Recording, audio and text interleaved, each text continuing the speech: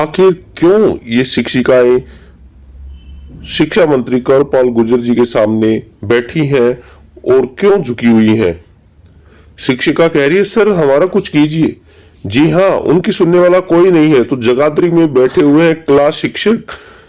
जगाधरी जो कि शिक्षा मंत्री की गृहस्थली है, वहां पर कंवरपाल गुर्जर जी के यहाँ पर भारी संख्या में इन कलाध्यापकों ने पहुंचे और उन्होंने गुहार लगाई कि मंत्री जी हमारा कुछ कीजिए। जमीन पर बैठकर कहने लगी, मंत्री जी हमारा कुछ दी कीजिए, हम आपके सामने आए हैं, आप हमारे राजा हैं, आप ही हमारा कुछ कर सकते हैं। जी हाँ, मसला है कुरुक्षेत्र से ड्राइंग टीचर का कोर्स करने वाले उन 613 मेरिट होल्डर्स का जिनको अभी तक सेवाओं में नहीं लिया गया है। जी हाँ, सुप्रीम कोर्ट में दाखिल किए गए 2006 के एक ऑर्डर की वजह से इनकी जो ज्वाइनिंग है वो रुकी हुई है और इसी के तहत भारी संख्या में महिला शिक्षिकाएं और पुरुष शिक्षक कंवरपाल गुर्जर जी से मिले और उन्होंने कहा कि आप ही हमारे अन्नदाता हैं, आप ही हमें रोजगार दिला सकते हैं। हालांकि कंवरपाल गुर्जर जी ने कहा कि हम आपके साथ हैं और जैसा भी कानून सम्मत होगा हम बात करेंगे।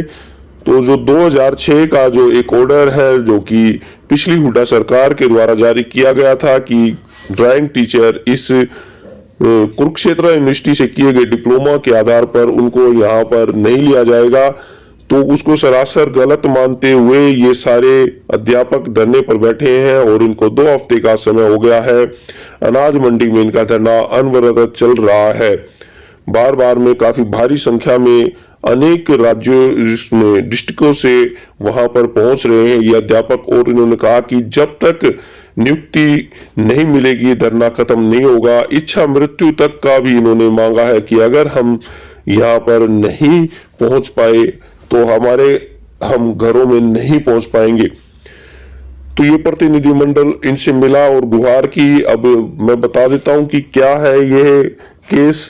तो 2006 में वैकेंसी निकली थी और उसके बाद में ITI वालों ने ये मना कर दिया कि केवल और केवल उनका हक है इन जितनी भी ड्राइंग टीचर की पोस्ट है। हालांकि कभी भी उनकी संख्या पूरी नहीं हो पाई और काफी वैकेंसीज वैकेंट हो जाती थी क्योंकि सफिशिएंट जो कैंडिडेट नहीं मिल पाते थे। और इस भर्ती में भी यही हुआ कि जो 816 वैकेंसी में से कि मात्र 200 से 250 वैकेंसी ही भर पाई है और 500 से ज्यादा वैकेंसी खाली हो गई है। तो ऐसी उसका क्या करें कि वो कैंडिडेट ही उपयुक्त नहीं मिल पा रहे, तो इसको एक्सपेंड तो करना जरूरी है।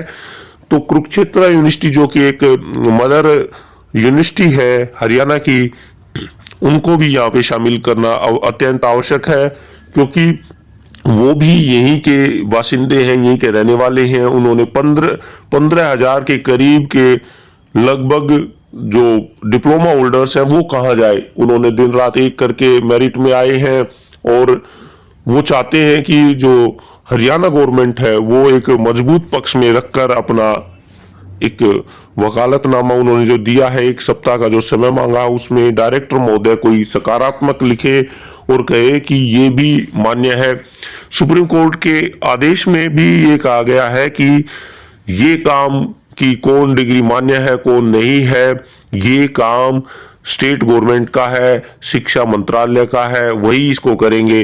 कोर्ट इसको डिसाइड नहीं कर सकती। तो सभी की गुहार है कि आप इस केस को ध्यान से देखें और यहाँ पे सकारात्मक कोई भी अपना डॉक्यूमेंट्स जमा कराएं ताकि इन हजारों फैमिलीज की जो रोटी चूल्हा जल सके और वे एक सम्मान की जिंदगी जी सके। नहीं तो सारी जिंदगी भर उनके ऊपर एक फेलियर का एक दब्बा लग जाएगा और वो समाज में भी सिर उठा करके नहीं रह पाएंगे। उनके बच्चे क्या कहेंगे कि आप जो है कुछ भी नहीं कर पाए।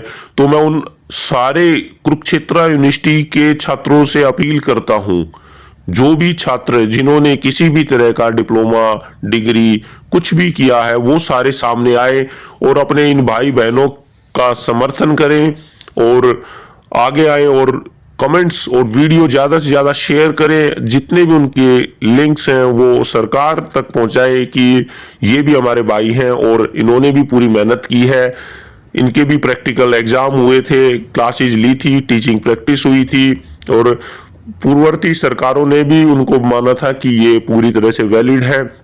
बार बार में अनेक स्टेट के आधार पर भी आती है बातें कि कोई भी सरकार इसको मान्य कर सकती है, नहीं मान्य कर सकती, ये सारा काम स्टेट गवर्नमेंट का है।